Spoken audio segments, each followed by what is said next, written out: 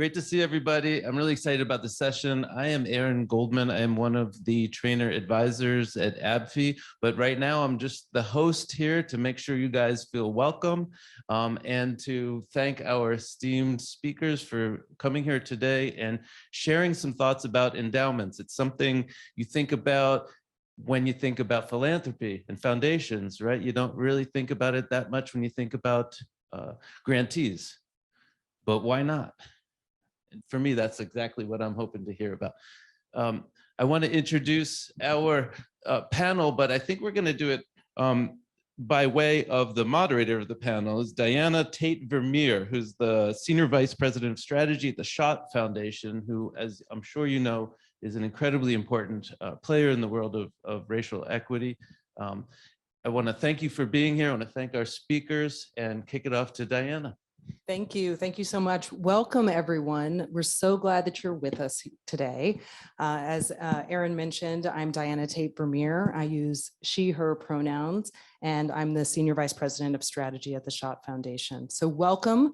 We're so glad that you've decided to spend some time with us as part of your ABFE experience in this room and discussing endowments. So we're here for EndowNow, but how? So I think many of you know, Schott Foundation has been talking about endowments, as have many of you, the need for long-term sustained funding. And how do we do it? How do we learn together? How do we continue to grow together? How do we implement these ideas in real ways? So we're here to talk about it. We're here to talk about the impact. I'm going to take a quick moment to introduce all of the folks you'll hear from in this session, and then do a little bit of landscape setting for our discussion and our time together. But before I talk about the panelists and put the landscape out, just a couple of quick questions for this audience. Who here is already convinced that long-term funding is the answer to what we're trying to do and the change and the power shift that we're trying to see? Okay, so many of you. Who here is struggling with the how? How do we do it? How do we make it work? Okay, still some of you. Who here is struggling with how is it that we convince others in our community to reach that commitment, that determination that this is the answer, and work with you in that struggle to figure out the how and how to do it? At least one of us in this room. I'm gonna add myself. We're doing it, we're trying it, we're learning. We are, moving forward, having to adjust and pivot as time goes by, but we know what we're committed to, and we know that we will figure out how to get there in its many forms and its many solutions eventually, and that we're going to be here together to figure out and support one another in that process and in that journey. So thank you. Today is one small part of that learning and engagement, and we're thankful that you're here with us. So let me quickly move and share with you who's with us today. We're actually going to start off and have my leader that I get the pleasure to work with every day, Dr. John Jackson from the Schott Foundation, the president and CEO. He's going to share with us a little bit about some of the Schott journey. And then we are also joined by some dear friends in this work that I'd like to take a moment to quickly introduce. We have with us Lee Christian Parker from JP Morgan, who's been working with us in this journey. We have Letha Muhammad, who is also a dear and close partner in this work from the Education Justice Alliance. And we also have Angelique from the Skillman Foundation, who has been investing on this journey with us. So we're going to talk more with them in a moment, but just to set the stage for the why, even though I know you all know it. The why is we know who knows the answers to the problems that we deal with every day.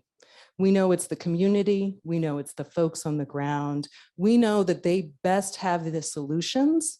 So how are we giving them the resources that they need in the manner in which they need it, which is not year over year or piecemeal, drip by drip, but long-term and sustained dollars that you can count on?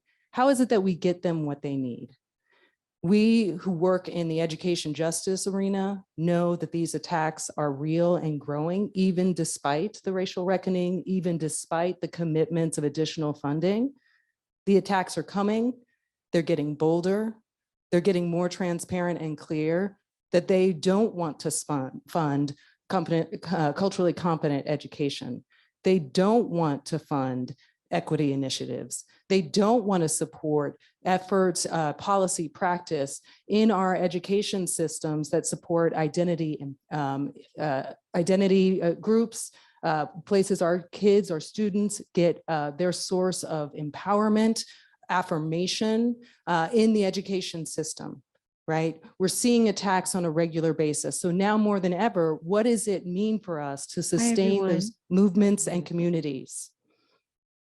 So with that context for us, the need to continue to move forward to make sure that we are moving resources in real ways, sustained ways, long-term ways to those on the ground, we start this conversation and we lay out why endowments are so fundamental and how we are going to move them in the ways that we need to. Yark Bien. I'm going to take just a quick moment. It seems like we have a technical She's problem. here in this space as the CEO and co-founder of African and Flow. So we'd like to welcome you to this session. Get away.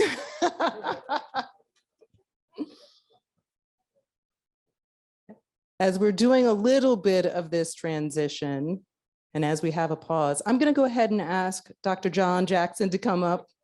Take that moment, let him come to the stage, but thank you, John, and please set the stage. Sure, thank you. Put me in the middle of this.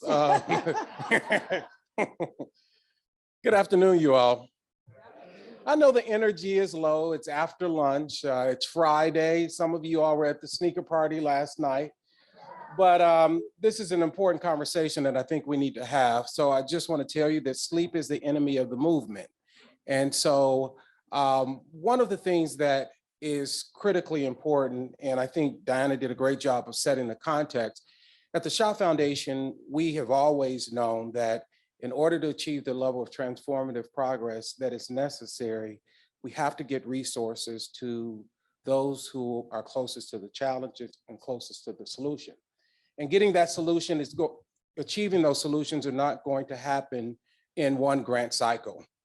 So we have to think about the ways that we can move more resources to the organizations to fight the battles for today and more wealth to our grantee partners to prepare for the battles of tomorrow. Racial equity is not going, how many of you all believe that racial equity is going to be solved within the next 10 years? Racial justice in the next 15 years? Not the majority of you. And as such, we have to position ourselves as philanthropic partners to move the resources to the organizations to be able to sustain the fight. You know, we looked at some of the data, and from 2000 to 2018, we found that only 5% of the gifts of $10 million or more went to fund endowments. And primarily when we talk about endowments, those resources are going to hospitals, museums. So we are willing to fund these types of institutions, but we leave the racial equity journey to the whims of grant cycles. And when we peeled back even further, we looked at the fact that endowments of organizations led by Black people were 4 times lower than those led by white. And when we looked at who needs to be in the communities leading these movements, there was a mismatch. So you're either a part of the problem or part of the solution. And I will say that philanthropy as a sector has taken some steps in the journey to move what we call trust-based philanthropy. There are more moments where crisis funding is provided. There has been an increase in programmatic support. There has been an increase in unrestricted grants that's provided to grantee partners. But it's time for trust-based philanthropy 2.0. And trust-based philanthropy 2.0 says that it's not just about moving grants, but it's about transferring wealth. Transferring wealth out of many of our foundation endowments into endowments for our racial justice organizations. Why? For 2 reasons. If there's any sector that knows the value and strategic purpose of an endowment, it's the philanthropic sector. Many of our organizations survive off of endowments.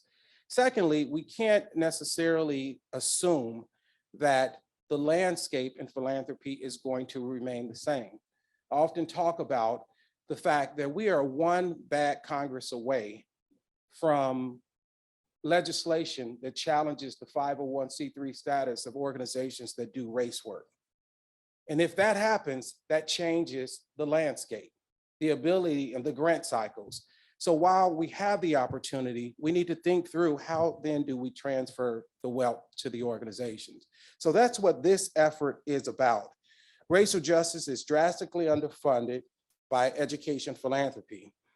So if we spend $1 billion a year on education, less than 10% is dedicated to addressing racial equity and racial justice. So we're underfunded in programmatic support, and we're underfunded in long-term support. Our solution at the foundation is not to wait to solve it later, but to endow now.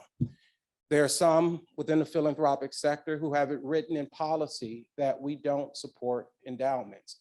And that's the behavior, and those are the behaviors, and those are the types of policies that we want to interrogate. We want to interrogate them from a perspective of effectiveness, but ultimately, we also want to be a part of the solution. So 18 months ago, I went to my board and asked them, can we raise more money than we have so that we can provide endowments to 3 national racial equity organizations larger than our own endowment? And they said yes. So we launched the Racial Justice and Education Endowment, a 5-year, $30 million campaign to endow 3 racial and education justice organizations, one being a national youth alliance organization. And we launched it 18 months ago. We've currently raised $5 million toward our overall total. So it is a journey. And each and every day for the next 4 years, we are going to fight to make that commitment. And at the end of that commitment, we will turn these endowments over to those 3 organizations. That's the goal. That's the behavior that we would like to see. It matters not how large the Schott Foundation's endowment is. It does matter how many racial justice organizations we've been able to endow. That's our strategy. That's our commitment. And so I'm glad that we can have this conversation today. I'm glad that we have some great partners. I'm glad that you're here with us. So before we get another interruption, I want to turn it back over to Diana so that we can start the conversation.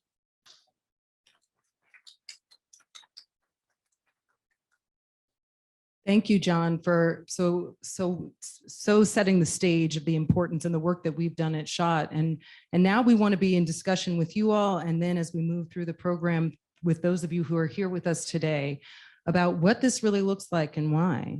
Angelique, we're going to start with you. And if you could share with us, you know, you've invested in RJEE. You've made that commitment. What does it look like for you and your foundation? How does it fit into your strategy? If you could sort of share your perspective on being a participant. Hi, everybody. I'm Angelique Power with Skillman Foundation, and we are based in Detroit. We're a place-based foundation, and we spend our dollars really investing in the brilliance and vision and power of Detroit young people. And our focus is on creating equitable education systems. I started at Skillman about 1.5 years ago. And when John and I had this conversation, it isn't actually in our guidelines. It isn't anything about, you know, blatantly what we focus on. And yet it underpins our work so perfectly. So I think a part of what might be helpful is to talk about how do you do this when it's not a strategy of yours. And so a part of what the work has been in the last 1.5 years, I call it walking our mission. And so what we started to do is take these terms that used to be verboten, like racial equity and racial justice and systems change, and actually took them out of concept and really started to study them internally with our trustees and with our staff. Lori Villarosa is here somewhere from PRE, and she came to a trustee meeting to help us understand racial equity moving power and resources in existing systems, racial justice, funding movements to change those systems. And so on the heels of that, we conducted a racial equity audit.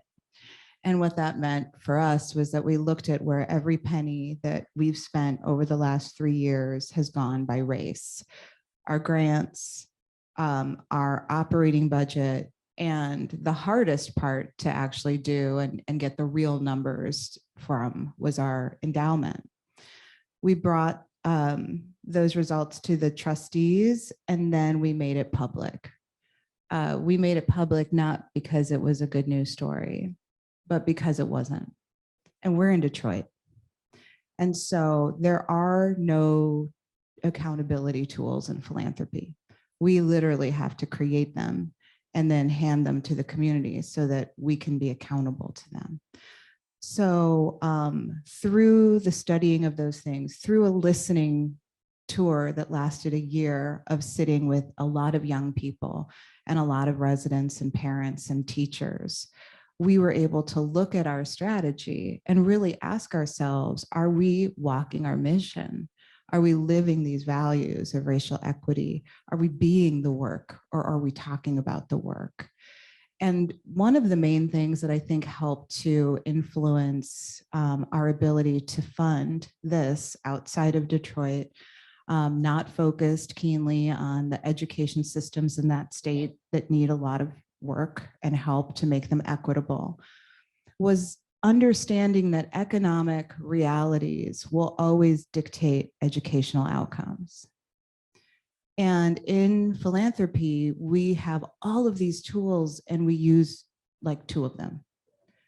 And so if we aren't putting all of our dollars behind creating wealth for Black people and for Brown people, then we're working against our mission of trying to change educational outcomes. And so we were able to invest. Thank you for that. I think this piece about giving the information and the data, making it public so that the public, the community can hold us accountable is very powerful and very important. Letha, I want to turn to you for you to talk a little bit about what it is to be in partnership and to see and hear about the commitments to long-term sustainability and what it means for you on the ground. What is the impact, the potential, and the whys of how it's going to change the way you're able to operate and do the tremendous work that you do? So I'm Letha Muhammad. I use she, her pronouns. I'm the co-executive director of Education Justice Alliance, which is based here in Raleigh, Wake County, North Carolina.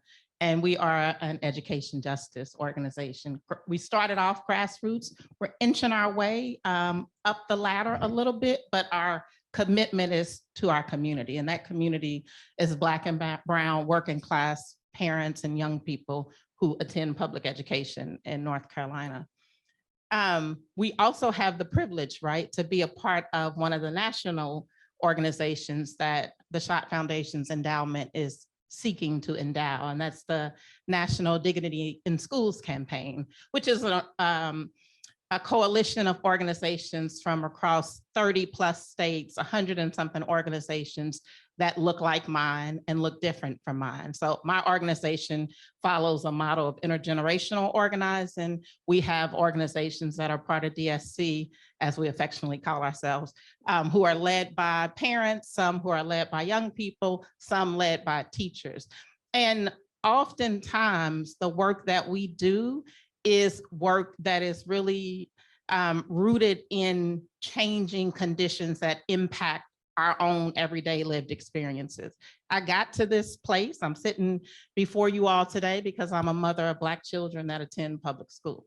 And the experiences my children were having and children that look like them led me to be here today. And there are so many people around this country who do this work with very little resources because we don't have a choice, right? It's literally life and death. So to think about an endowment that makes a commitment to resourcing a national organization that then turns over funds to grassroots partners across the United States, it's a game changer. Thinking about where we started as an organization of one hired person to think about how I built the capacity of our organization to now an organization of 6, because there were deep commitments made to our organization that helped to shift that landscape.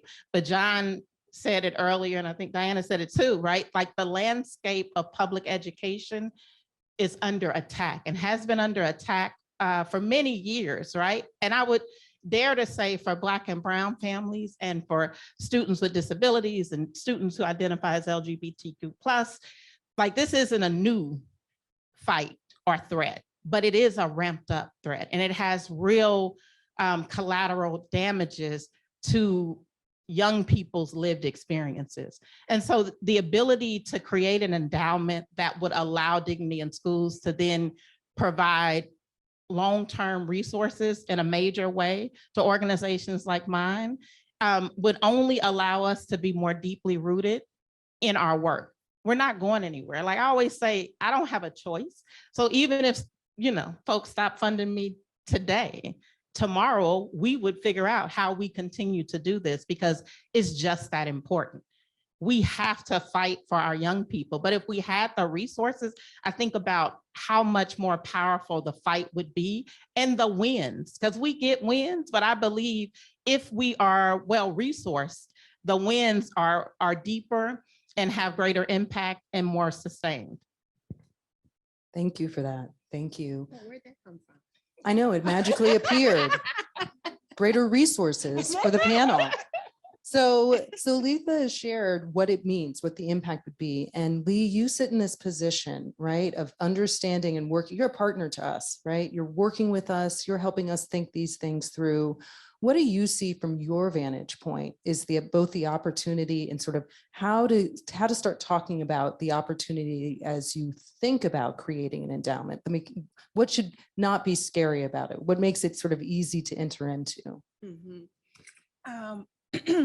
Well, good afternoon, everybody. As Diana said, my name is Lee Christian Parker, and I am one of the unique people on this panel in that I represent a for-profit, JP Morgan Chase. And as a representative of JP Morgan Chase that has a $30 billion commitment, those are, I think, as you said, are we walking the talk or are we just talking? And the conversation that we're having, and the reason why I'm in the seat that I'm in, which is as a banker at JP Morgan that works specifically with individuals, families, and institutions that have a purpose. I don't work with anybody that doesn't have a purpose and is seeking to make some type of change. With that in mind, JP Morgan is very focused on, Diana, making sure that we're not just talking, but we are action oriented.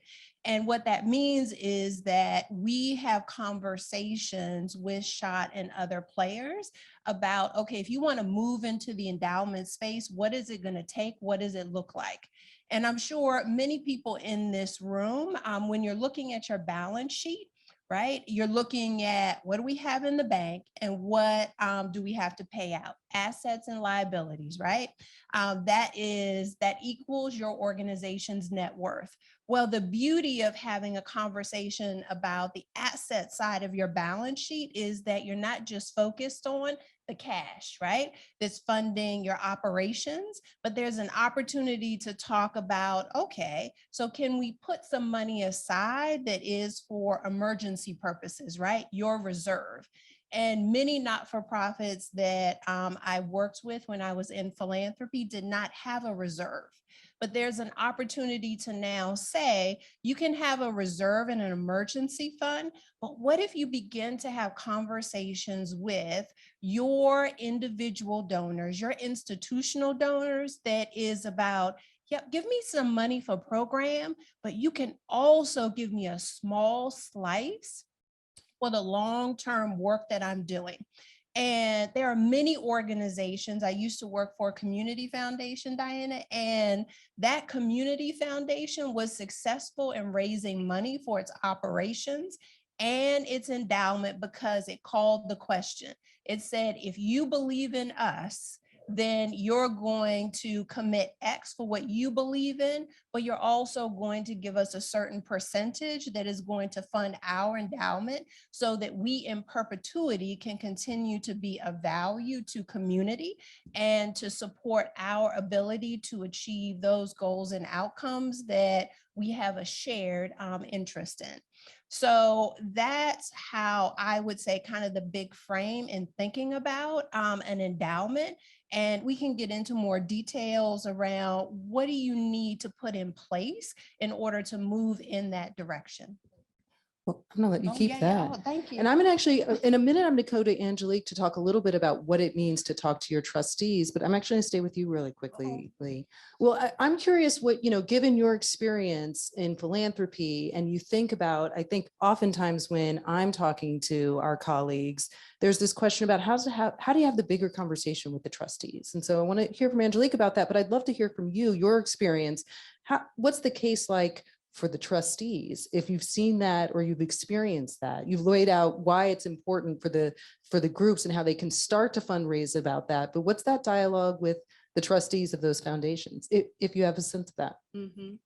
That's a great question. And I'll answer that question from the perspective of individuals who have a lot of money. Right? That's my frame. And they may sit on a board, they may not sit on a board. They and will use different mechanisms to engage in philanthropy. And when I'm sitting across from them and call the question of what are you going to give to, as John said, their alma maters, their art museums, all of those things. But when I call the question of what do you want to be different about the community or about what you care about, right? So when you go, what do you want to be different? And they'll say, one client said, I want all cats, right? To be happy and whatever else. Yes, somebody has said this to me. I'm not just making this up. So, right?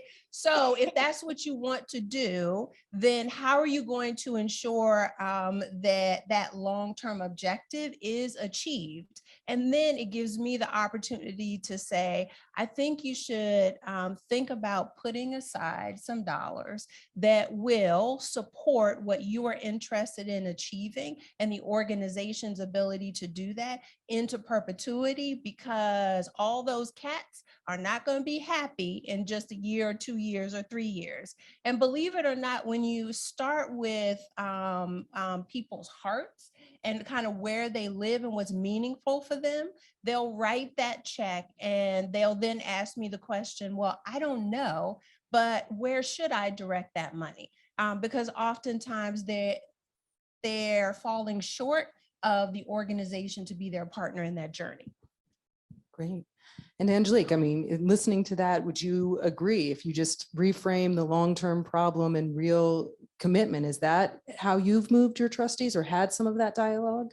Well, first I want to say that like no cat is ever going to always be happy. So that's just unrealistic. I just want to say that. I couldn't say it. I think that, we all probably have deep trustee stories that we could tell each other over copious amounts of wine. So I don't know if I have one approach. I think with our trustees, we tried to do a thoughtful learning journey so that they could understand the Tate mission. I find that trustees are always interested in impact. And I always use like air quotes when I talk about impact because it's such a loaded word. But I think that there is a frame for this where even if it's just an investment of dollars, if you look at that endowment over time, you can add a percentage to the amount of the gift that you've given and be able to really calculate it as impact in that way. I think also about the argument of the endowment being, a moral compass and moral blueprint. And so what you do with yours by even investing in Black-led organizations and in racial justice, what they will do with that money will be fascinating to learn from. I think philanthropy should study that and see how it's invested so much differently so that it's like a multiplier effect on your mission. So I think there's different ways to approach it with trustees to really get them bought in. And I also think we should have the conversation about like, where does the endowment go? Because endowments are tricky. And I spend a good portion of my time with an investment committee trying to make it more mission aligned. So if we try to push it through in those traditional ways, I think it works.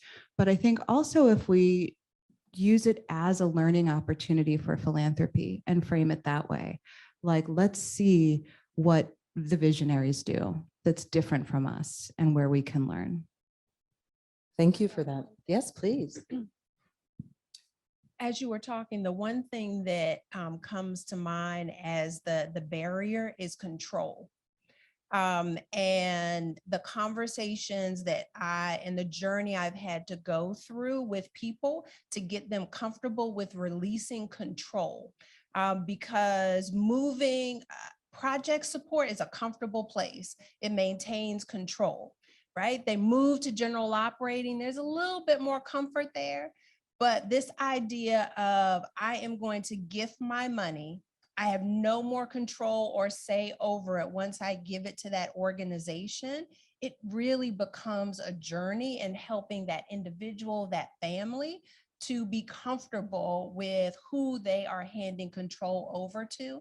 And I think that's a bigger part of the conversation, which is how do you get over that barrier? Is it the impact conversation, right? Is it knowing that the cats are going to be happy on the other side? I don't know. But I think I found it can be different tactics based upon who you're talking to. I think that's right. And what I'm curious then as this conversation has proceeded, and I'm looking to you, Letha, is a little bit about, it is a journey. We're talking about having dialogue, talking about moving, practicing in philanthropy a way that is different, that's uncomfortable, that's a journey for us and that we want to learn from. As a partner for us in this process, I mean, is there something that you would want us to be mindful of in philanthropy as we embark on a journey, or things that you would want us to be particularly attentive to, because we're in partnership as we're trying to change a course or do something differently? And how do we do that in the most meaningful and mutually beneficial way? So as I listened to both of you all talk, the word that kept bubbling up for me is trust. And trust is like a real thing in the community. Like, you can't do the work of education justice, racial justice without building relationships that are foundational in building trust, because we're talking about families, right, who have been extremely harmed by systems that should not be harming them. And so there's a level of mistrust that you have to navigate through. But then when I think about me as an organization and the relationship to philanthropy, there's a level of distrust, right, that we have as organizational partners that are receiving, right, funds from philanthropic sources, that there's a level of distrust there. And so I always think about, how do I, as the ED of my organization, create space to build trust with our philanthropic partners, starting with those program officers that I'm in direct contact with when I'm given opportunities. And shout out one of my funders in the room, the John Rex Foundation is here, and they opened up space for us to come and talk to the board. And you know, when I come to talk, and I'm authentic in the way that I talk, because I'm representing not only myself, but my people. And I can't show up to any space not being my authentic self. So I say a little prayer before I get started, that it gets received. But then I also lay out, right? If there's a point of celebration, we're going to celebrate that. But if there's a point of stickiness that we need to lean into, then we have to lean into that. And so I would encourage, you know, in this conversation, thinking about the ways that you continue to build trust with your partners, but then also create space for some of those partners to come in contact with trustees, because nobody can tell the story of this work, right? like the people who live, breathe, eat, sleep, don't sleep, in order to make change that's meaningful. Thank you. So I'm just curious, this is for all of us as we continue the dialogue and soon also reach out to those with us today to talk about what they're thinking about. I mean, what are the next things on the horizon as what's the next steps in the work that you're doing with respect to thinking about this issue and the how of really moving forward with the endowments? Things that are coming to mind? Since I have the mic, I'll start and then hand it to the left. So one of the things that is on the horizon, there's been a lot of conversation with organizations, regardless of where they are in their life cycle of having an endowment is, and I think you spoke about this, the alignment between the endowment, your investment portfolio, and your values. And every time I speak to a not-for-profit, a foundation, I call that question of what is the alignment? And sometimes I get a, what are you talking about?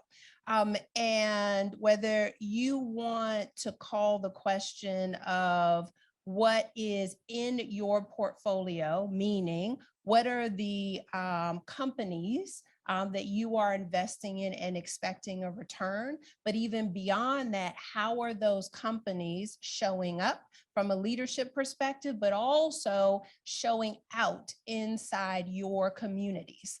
And I know ABFE has a very strong focus on making sure that who manages your money is reflective of your values, whether that is women, whether that's African American, Latino, what have you.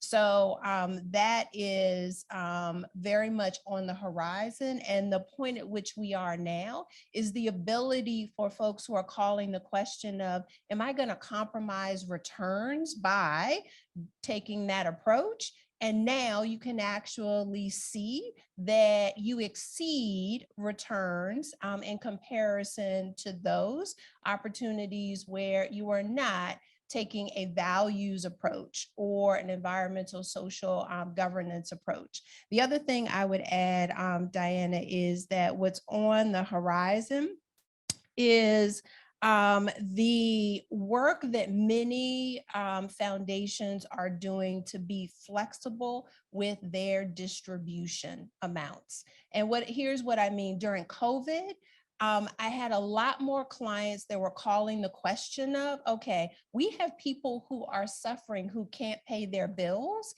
And when we come out of COVID, this flush of dollars that has been available to folks is going to dry up.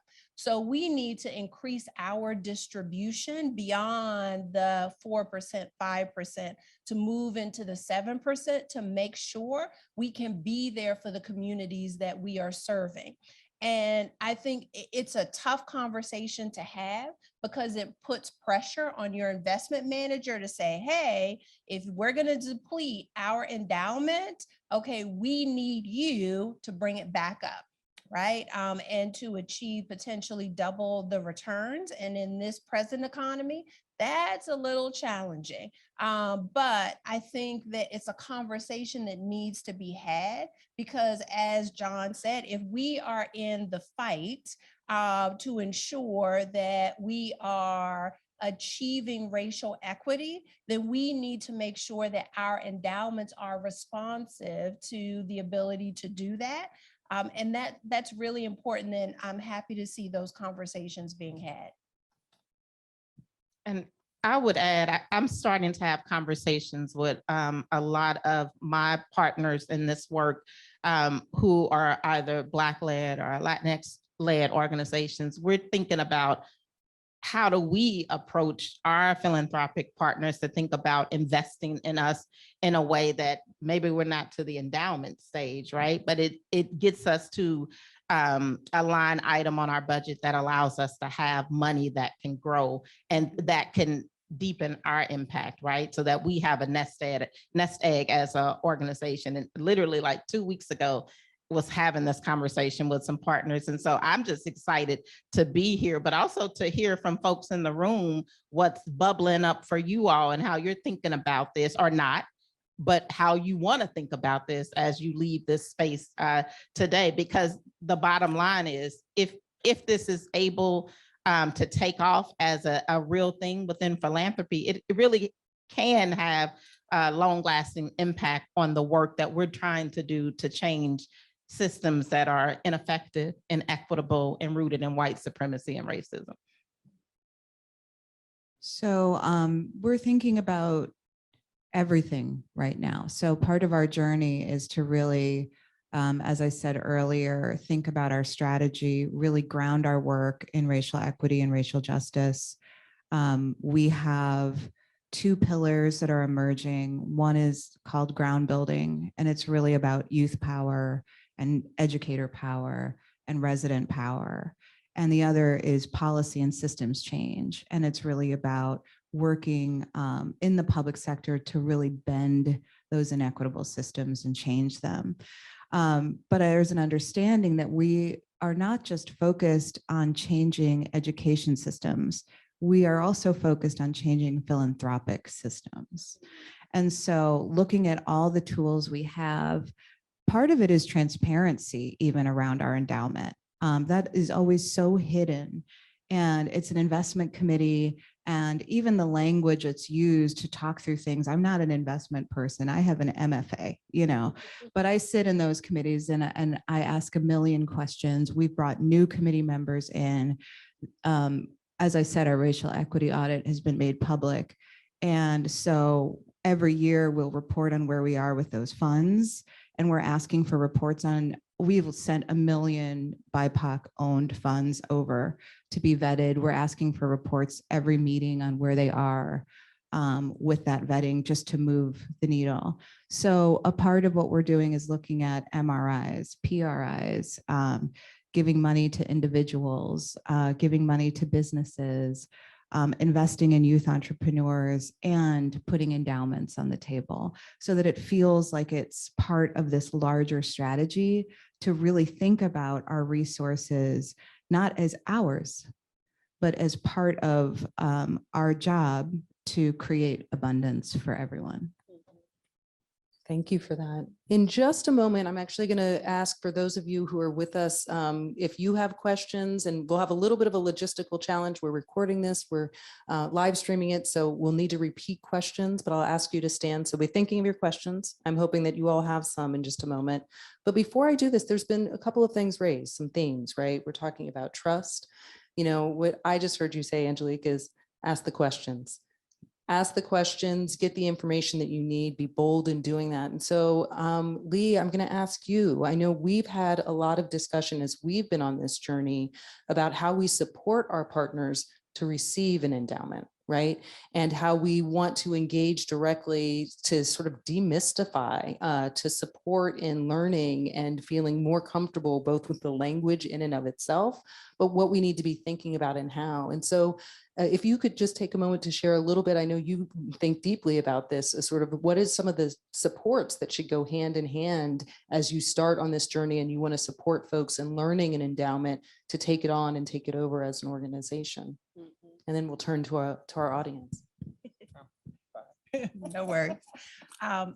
What I have really enjoyed about the initial conversation I had with John and then working with you, Diana, and the Schott team is you all called two important questions. What don't we know? What do we need to know? What do we have? And what do we need to have?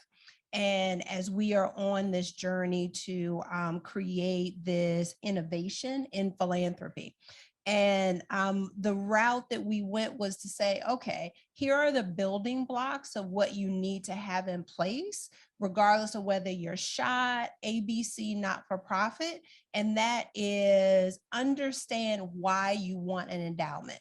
What is its purpose, right? And by understanding its purpose, you also understand who you need to have at the table to govern that purpose, right? And what are the policies that you need to have in place to govern that purpose and to make sure that the organization is a good steward of what you are setting up. And what we recognize in our conversations is that that doesn't come easy for any of us. right? Regardless of kind of where you are coming to the table. So let's be thoughtful in the education process to bring people along to understand a collective definition of purpose, and also an understanding of your role as a governor, a governance body, a steward of these funds, and what are the pieces that the organization needs to have in place to make sure that you as a steward understands your role. And that's the components that we've put together, but to be very thoughtful that we're an investment management firm coming to the table. We need to dial back the language to make sure that whoever comes to the table understands what we're saying and can walk away and go to their table and say, okay, here's what we need to do. So that deciphering of the investment lingo has been part of the intentionality of what JP Morgan is bringing and will bring to the table with the endowment partners.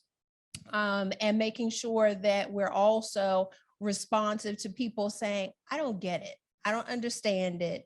Relay it in a different way to make sure that I do understand it. And what we talked about is to ensure that it's not just one of you at the table, but it's multiple representatives from the organization so that that transfer and ownership is there. Because if you left, right, then the person who's been at the table with you, there's institutional ownership and knowledge buy-in.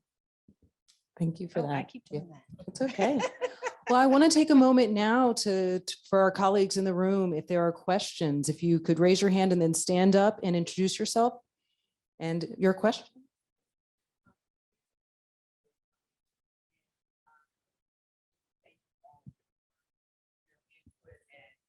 A lot of wisdom here, and I've learned a lot. My question is for Angelique, who I know extremely well and have worked with, but I'm intrigued by the idea of your organization doing a racial equity audit. And I wanted to know, I think a lot of us work for white led and either Black or BIPOC serving organizations, or where there's some element of our funding or it's written into our mission statement, something about racial equity. So I'm curious about how you got the idea to do that. What was did you get any flack about making the results of it public? And do you have any strategy for getting either leadership teams and or boards on board with doing the same thing? Yeah, it's a good question. And I think for me, especially coming after the racial justice summer of 2020 and hearing so many racial equity statements issued, I was getting like racial equity statements from Sephora, you know what I mean? It started to really drive me crazy that people were using these words interchangeably with diversity, that, there were no receipts. And so actually in Chicago, there are folks, a lot of nonprofits and organizers that have been talking about racial equity audits for some time. And so I wanted to create something in-house. I wanted it to be easy and I wanted it to be portable, so that anyone could do this. And there was no excuse like, well, we don't have the money to afford this or the time. What I think the nuance there is that there's no standard definition for BIPOC organizations yet, although Candid is working on this. And so we are trying to work with other foundations to standardize that. But the endowment is actually where you'll find the elegant resistance to this. And what I mean by that is you can ask your investment advisor who really, what's the word, runs interference with your mission often. And you can ask them and say like, well, how many diverse funds do we have? The first time I asked, it was like 60%. And then when you ask what that means, you'll find that it's women and minority owned. And then when you disaggregate that, you find that that's a lot of white women. And then when you disaggregate further around race, you find that it's a lot of funds that are based out of the United States. And so you have to be really specific and ask a lot of those questions. But when I brought the racial equity audit to the board, the first thing I said to them was, the truism about this is that the only thing unique about this audit is that we did the research. If you lift the hood of most foundations, you will find the exact same thing. And so when they saw it, they immediately said, we have to make this I just want to public. say we have 5 more minutes.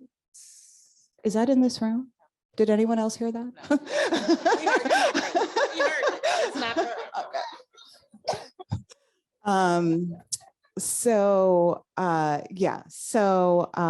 They knew that we had to make it public, because really what we were doing was not trying to just put Skillman on Front Street. What we were doing was to say, like, this is a tool. This is how you can actually put teeth in the words racial equity. This is how we can establish accountability. We will come back every year. We will show where we are. We will link arms with anyone to teach anyone how to do it. And then we'll move the field forward together. Just want to let you know we have 17 people on the chat, which I'm monitoring, no questions yet. And we have 35 minutes left, not 5 minutes.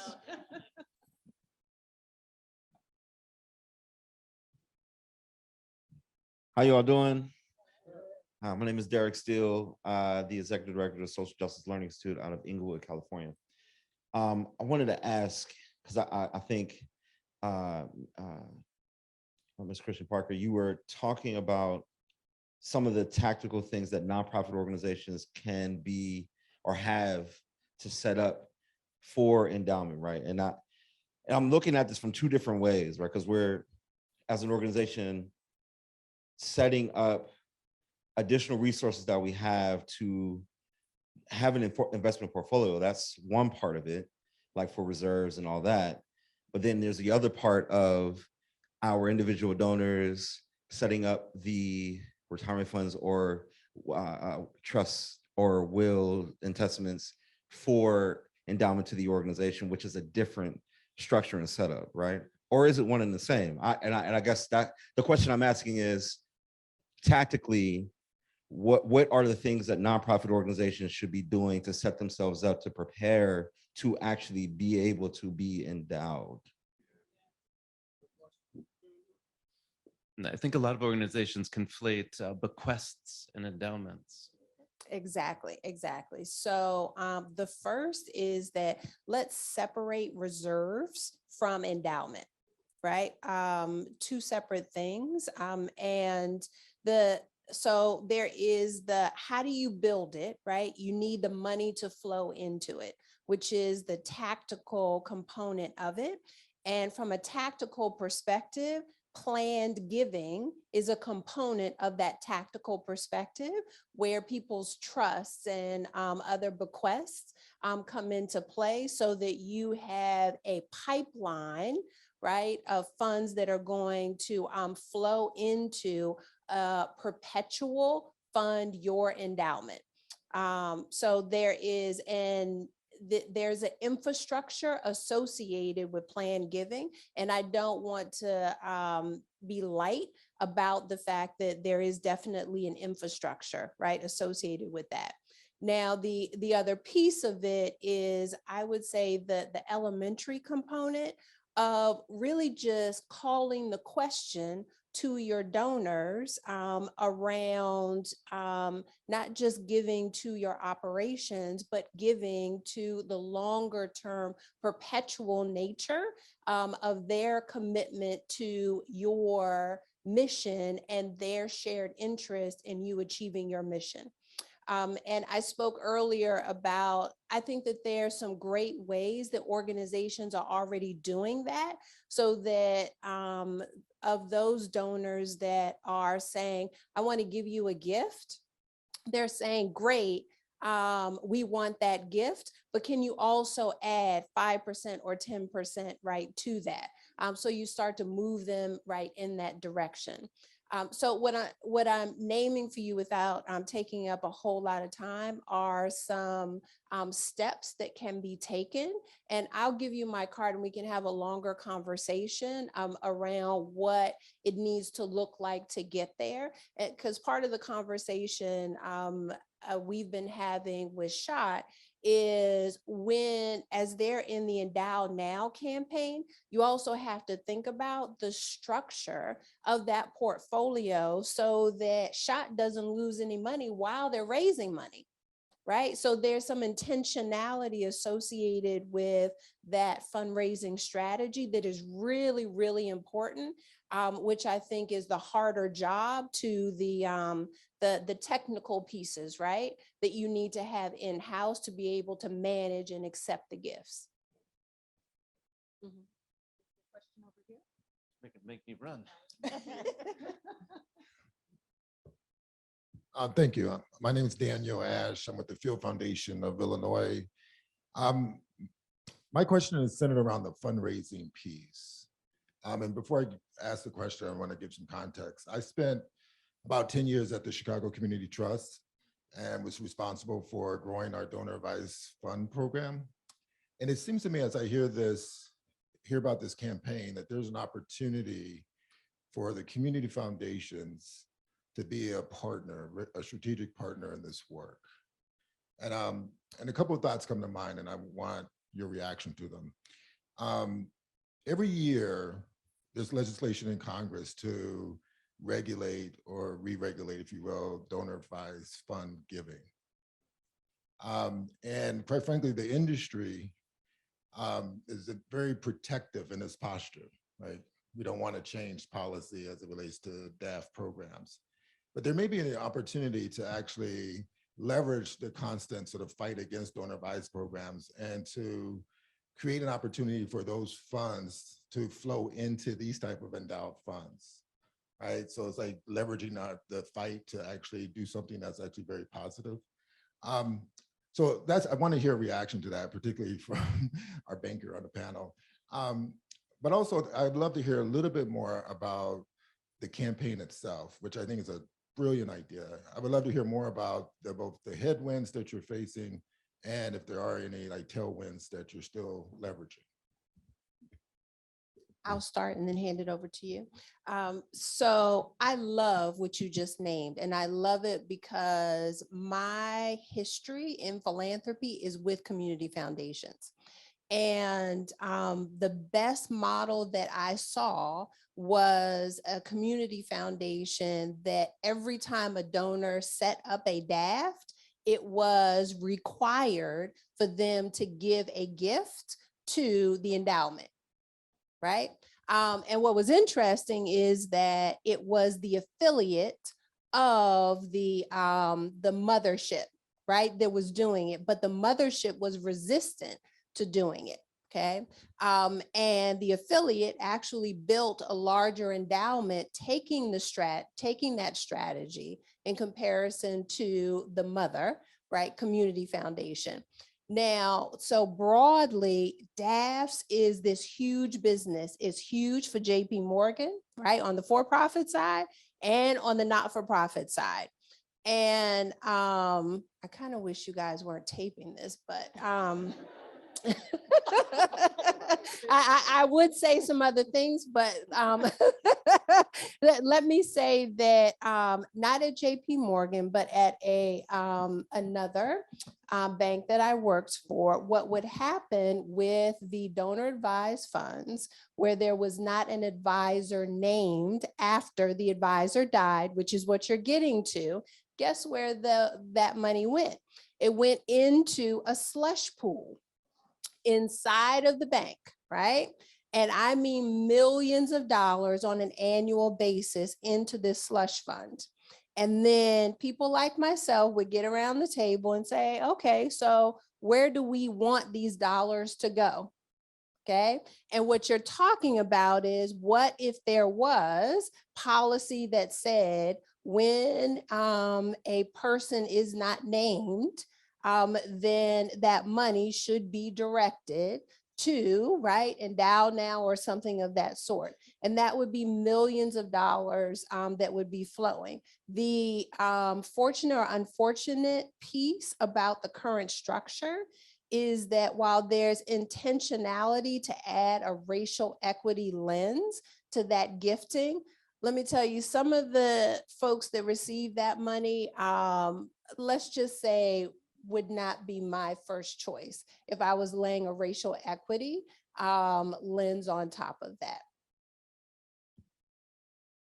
Thank you. So I think one of the other part of the question was sort of the campaign itself and maybe some of the challenges in that space. I think so we at the Schott Foundation, we have the EndowNow campaign where we're talking about this need and we're talking about the issues and sharing our thought partnership with colleagues in philanthropy in this space. And then we have the RJEE. I think similar to some of this conversation, you know, endowments, philanthropy knows endowments, but philanthropy isn't always about having endowments or creating endowments, right? This is a dialogue that we know is happening within our community. And I think we've just been acculturating folks to this concept. I know it's been around, so many of us have been thinking about this, right? And the importance of it and the challenge of the how. But what we are facing are folks that are still grappling with it, right? And then I think there's the opportunity. We at the Schott Foundation also believe, you know, we're an intermediary. So our goal is to get the money to the folks who need it. And so sometimes that's about us leveraging. We spend a lot of time talking and thinking about how to build the bridge and make the connection, even if it's not about us or not streaming through us or any of those things. So that's also part of the role of the campaign, right? Even if it's not, you know, you have an opportunity to invest in the RJEE, right? Or you have an opportunity to think about this and we can try to help you, support you, at least share our learning journey as we've gone forward. But there is that hesitancy. Because I think we all know at the end of the day that the value of it, the importance of it, the desire of it is to really shift those resources. And that control piece can be hard, right? You know, especially as we've situated ourselves as the expertise, right? As the ones who know how to manage the money, know the language, we know the game. And so I think that's a challenge that we have, but we've had the opportunity and we know that we have so many folks who really are aligned with us in this work and this desire. And it's sort of the journey to get there. So it's the challenges that you're already aware of in many respects. I do want to lift up one thing really quickly, which is, you know, you even said it, Angelique, it's a little bit, I hear it in a number of places, testing the concept, right? Testing the concept. So how do we test that within our organizations? How can we say, well, just, you know, it's not everything. Let me just take this small little, let me prove the point. Let me prove that this is really going to work. Let me take a little bit of the funds and show that it works. And so we got a commitment from our board to go to launch this campaign, to make this effort to raise the RJEE, you know, and we're testing it. And I think we present an opportunity. I think our invitation to colleagues is that this could be a place to test. We hope that you're doing it in your own place, but if you want a place to test, you know, come help us test it, right? We're trying, that's the place that we're moving. So I hope that provides some context to that as well. Are there more questions? One over here. I just want to remind the folks in Zoom land that we were monitoring the chat. If you have questions, we want to hear from you too. Here, and then we have a gentleman here. Jai Phillips, California Community Foundation out of Los Angeles County. I too wish this wasn't being recorded, but I'm going to lean into a brave space here. You all have mentioned several times trust and control. Especially over the last 3 years or so, since the Great Awakening in 2020, really started to think of it as more of privilege, access, and power, and the role that foundations philanthropy plays in maintaining that balance or that system, so to speak. And so I've been trying to lean more into, and Derek is one of my grantees, so he knows these things. I share with him the obstacles I have to endure in order to get him that access to that power, that money. And so when you're talking about trust, for me, it's more about the power dynamic, the sharing of power. Because if I endow you, Now you're no longer reliant on me in the same ways that you were once before. That power dynamic has now shifted. And so this is really not a question, it's just more of a food for thought. And I would like to hear how you all are trying to have these very open and brave conversations and to not ostracize your donors, to unlock some of that power, that privilege, and that access.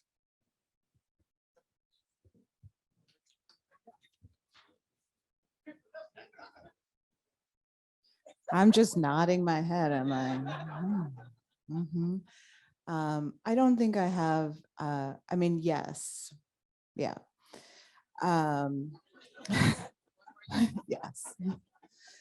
I think that we are thinking a lot about power at Skillman. We followed our racial equity audit up with, there's an organization called Justice Informed that is a national organization based in Chicago, run by Xavier Ramey. And so we actually had him come in and follow our external audit with an internal analysis with the trustees and with staff to really look at the culture internally and look at power internally, because those numbers that you see in the audit came from somewhere. And so a lot of what we're thinking about, we've restructured our staff, we removed the word officer. We are working on actually, what does distributed leadership look like? What does shared power look like internally? Because we have to get our house in order to really build on that trust and share power externally. There's the question of if racial equity in philanthropy is even possible, because it is always going to be, in its current form, a group of people making decisions for other people. And so I think that's the power of endowing others, because then you are taking what allows you to be in that position and actually sharing it, distributing it out in that way. So, I mean, there's always going to be, with endowments, there's always going to be a need to actually add to endowments, monitor endowments. But I think the goal is to have mutual accountability, as opposed to like one-way power transactional relationships. I just want to mention at 2:30 when we're done, that's the after party off camera conversation. How you doing? Tyrell Smith from the Smith Family Foundation. I just have I guess not like a question, but it's more of a statement. I'm kind of curious, like, is there any educational component when it comes to the endowment now with the organizations? Like, how do you guys identify these nonprofit organizations? Because, you know, everyone is coming in at different levels. You may have someone that's ready and prime, ready to go, but you may have another organization that need that extra help, you know, with cultivating major gift donors and how to do this and how to do that. So it's just like, is there like an educational funnel inside of that to build up the capacity of these organizations so they could be prime and ready for a JP Morgan or for EndowNow? So I'll start and then I'm going to hand it over to you, Lee. We talked a little bit about this as the RJEE is focused on 3 national alliances. And we talked about the concepts that we've been putting together, the advisory board and this learning piece. So representatives from each of the organizations sit there. And as we both do the fundraising over the 5 years, we have a component of our work that is all of the preparation. What does it mean to both manage the actual funds that are coming in before the $30 million goal is reached? And how do we ultimately support folks to be ready to understand how to hand this off completely? Because you know, the idea is, in response to the comment made, yes, we're going to shift some power.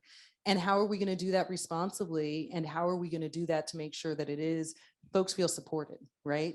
Feel supported in doing that. So Lee? The only thing that I would add to my earlier comments is, as Diana said, a journey. And what we've done is to identify the key components of education that are foundational, but with the flexibility to nuance it based upon where people are coming into the conversation. So this very much is it fair to say, a pilot, and a pilot that is shapeable right? Based upon what we hear from people that, you know what, I don't really understand what an investment policy is. And somebody may say, I do, right? And then people are in the middle. So what Schott is trusting JP Morgan to do is not just to bring the content, but to also nuance it to fit people where they are, and to also recognize that we're going to bring everybody to the table, but there may be some outside of the table conversations to help people to not just bring them along, but to answer key questions or some challenges that they may have, and kind of understanding how do they connect the dots, but also make it fit to their organizational context, which is going to be different for each partner. Thank you. I think we have time for 2 more quick questions. I'm getting there. Thank you. Leanne Buchanan, Miami-Dade Innovation Authority. I'm just kind of struck by this gentleman's question about this conversation on how the existing systems are fighting against staffs. And so there's an opportunity to move towards endowments. And the work that you all are doing is to really center and uplift endowments as maybe the new solution to create shifts in wealth, power, and sustainability for organizations. But if we zoom out for a moment, I guess my question to the group is, are endowments the best vehicle, or is there a new system or structure when we think about what makes endowments the opportunity that we're looking towards that might actually be better when we think about this work from a racial equity lens? Sometimes we are quick to look at existing structures rather than imagining new, more disruptive structures that are based on different sets of principles like racial equity and different understandings of the influencing factors like privilege, access, and power. So it's more of a magic wand question, which is, if you can imagine a new structure that maybe is not limited towards staffs, not limited towards endowments, what would it be? So a great question. And what?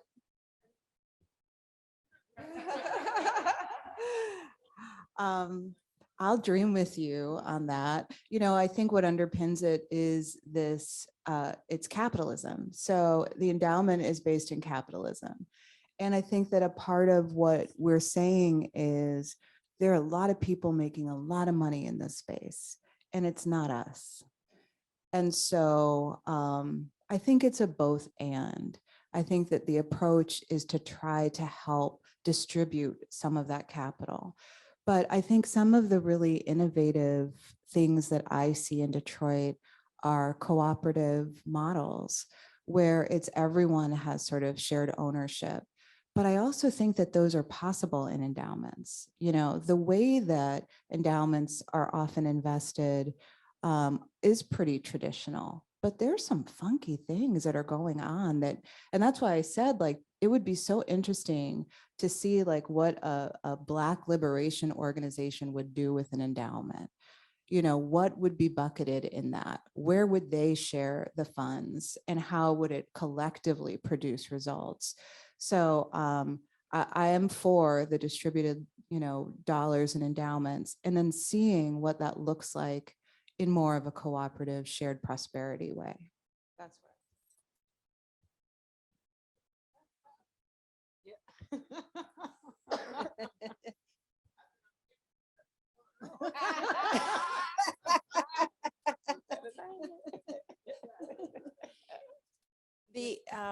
The only thing that I would add is so from where I sit along my journey, there have been instances where people have sought to overlay a for-profit structure on a not-for-profit context. So think about venture capitalists, right? And I've watched various different models, right, operate. and in the DC area in particular. And it's been very interesting to see how different people who have money have come to the table, pooled that money, been part of the decision-making body to then determine where those investments go. And I do wonder if there are more opportunities to take not just necessarily for-profit models, or approaches, but other approaches to overlay them onto a not-for-profit context to create that something that's complementary, right? Part of the menu of different ways that we can achieve what we're talking about. Because I agree with you, endowments are one. It's not the only, but it is rooted in this idea, and you named it, access and opportunity. And right now we need to provide those organizations and individuals who are working in that context, who are people of color, the means, the access and the opportunity to propel forward and advance substantially. Because from a resource perspective, they just don't have it. Thank you. One last question really quickly. Okay, hello, Tiffany Jones. I'm with the Bill and Melinda Gates Foundation. And my question is kind of going back to the beginning around the racial equity audit stage. And just curious about, with the Skillman report, it was about publicly available data. And we know that the candid data is really incomplete. And so just kind of understanding a little bit more about how you all dealt with that. Did you engage grantees and being able to report information? And I'm also curious in this larger context around if you're getting any pushback at all when you talk about not only the audit portion, but then translating that into your strategies, whether it's endowment focus and beyond, in the context of what folks are anticipating relating to the further weakening of affirmative action coming up, and just organizations wanting to be more conservative or moderate or careful about how they are could be perceived as how they're prioritizing organizations. And I'm talking about just because when you look at the data on racial demographics of, let's say, boards and executive directors or whatever alone, and just that kind of how to navigate around that as you're trying to do audits, you're trying to translate these priorities into strategy in this kind of political context. Okay, I'm going to try to answer that. It's a good question. So we are a private independent foundation, and so we have more latitude than a public sector entity. And people are always making choices in what they're doing. So we are in a Black city, we are a BIPOC foundation, and we have an obligation to Detroit children and youth, and that's it. I want to give a shout out to my CFO, who's leaning against the wall in the blue hat over there, who has been doing a lot of this work. And we have conversations about this backlash. We've had a lot of conversations about even safety, of doing this work. And we have to think about that because, wherever you live, but we live in Michigan, they tried to kidnap the governor. So you got to be serious about being careful when you're talking about race, when you are unapologetically for Black people and brown people, and you're talking about money. So there's thinking that goes into making this public. There's thinking that goes into inviting others to be a part of it. There's planning that needs to happen, but there's no hesitation. I'm trying to think about your question. You're asking about grantees and that there is no standardization of what BIPOC means. So for us, we did 2 slices with the grantees. The first was BIPOC led, is the leader a person of color? In Detroit, you'll find that there are a lot of organizations where the leader will be a person of color, but the board is majority white. And so we did 2 slices of it. We did that BIPOC led, and then we said the majority of the board, the majority of the staff have to be people of color because it's where the power is, the power of decision making. When we did that slice, it went down to 25% of our portfolio. So I will say that we expected there to be some sort of pushback when we went public, but instead there was actually like relief. You know, people were like, well, it's been said, you know, and nationally people were like, how do you do that? What would it look like? What would it look like for, you know, even if the data is imperfect, you know, because a lot of organizations with our vendors, they don't post pictures of their board. They're not reporting on their race. So a lot of it was self-investigation that our program staff led because we didn't want to involve grantees in the initial slice. But now we have actually updated our application, not waiting for Candid. We've updated our application so that we're collecting that information because we have to report out on it. In our endowment, we went from 2% to 5% in 1 year just by adding sunlight. So I do think that, you know, the data is going to be imperfect and we need to standardize it. But I also think like just by doing the data and making it public, you will move the needle. I want to thank our panelists for being with us here today. And before we, thank you, yes. Before we release those of you who are in the room to that non-recorded after party where the other questions can be asked, John's here to close us out with the last few remarks. Thank you, Diana. Wow.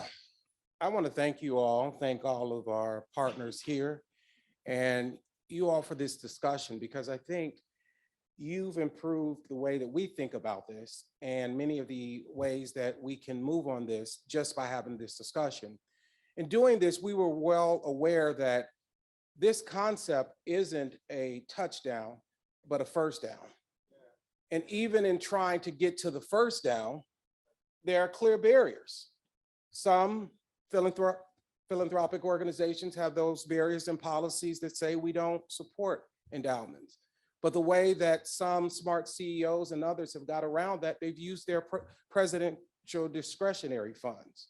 So it shouldn't go unnoticed that part of this is the partnership to try to get the resources to those organizations that are practicing more liberation in their thinking around how to use it.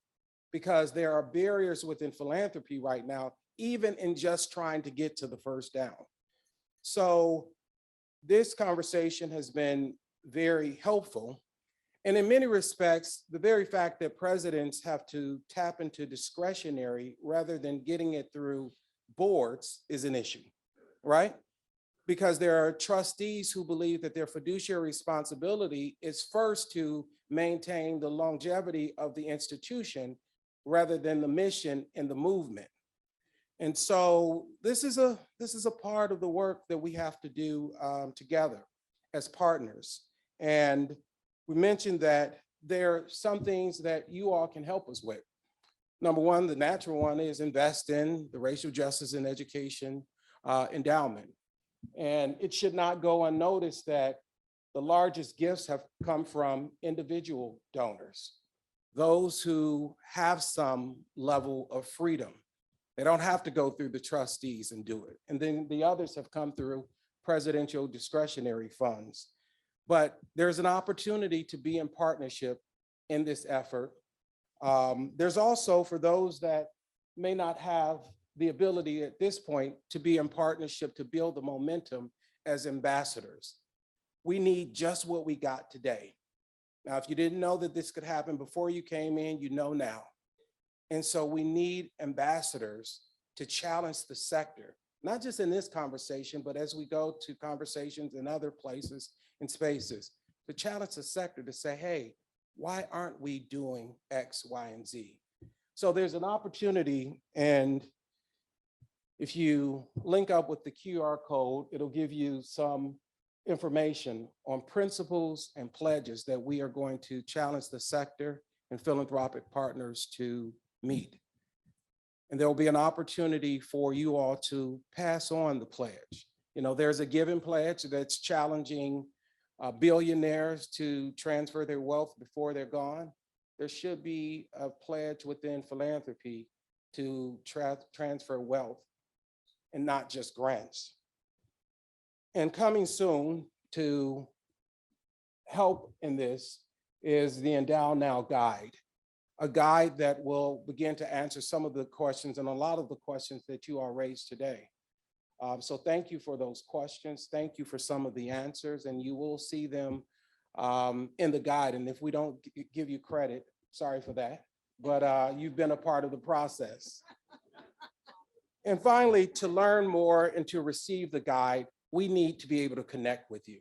So I want to ask everyone if you could just take the time, if you have your phones, which I know you do, before you leave, if you can just scan the QR code so that we can connect with you, we can be in partnership, you can critique us, give us information, and motivate us to keep doing what we're doing. So thank you today. Thank you, all of you who have been bold enough to join us and say what you said on camera. And now is the time for the after party. Have a great evening. Thank you to all our panelists for this really powerful conversation. Before the after Endowment party would begins, I offer just want to. flexibility to address and adapt to the needs of the current moment. At 2:45 is a plenary session. You heard Tahira this morning. There will be food and some discussion about the North Carolina queer and trans community. And then at 4:15 there's a session on building Black wealth. Thank you again, everyone. I'm Aaron from the philanthropic advising services part of ABFE, and I have to mention we are in some of these spaces as well. So this was stimulating, and I look forward to the after party, folks. Thank you.